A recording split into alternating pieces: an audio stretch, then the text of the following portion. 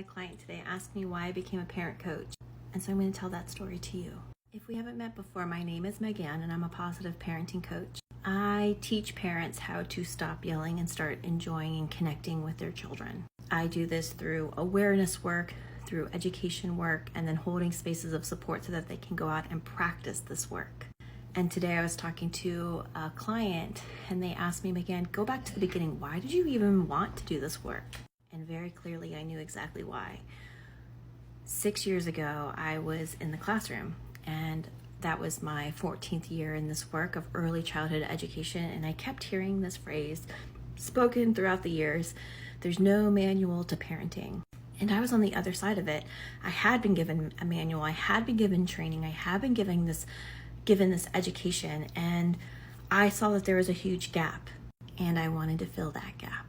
And so I began working with the parents inside of my classroom to teach them what I knew, to help share the tools, to help give them space to practice those tools, to even go over to their house and help them implement these tools. And then they started to say things like, wow, it's really working, or wow, this used to be such a struggle, but now I'm feeling so good and confident. And so I decided to build a whole business around it, educating, teaching, sharing what I know with parents so that they can close that gap. I got into this work because I was raised with parents unaware of that gap, working their hardest to make me listen, make me do the thing, and all it resulted in was a fractured relationship.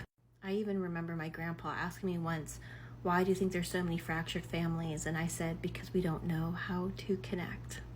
So I've built what I wish my parents had access to, had awareness of, had space to go. I have a podcast that helps teach you the tools. I have a Facebook group to help you process the tools. And then I have coaching spaces to help you take action on those tools. So now all you need to do is ask yourself, do I notice the gap? Am I aware of the gap? Do I want to do the work to close the gap? And if so, I invite you to take the next step. Because something I know about the work of closing the gap is that the work will wait patiently until you're ready. And if you want help and support, I'm here to help and support you.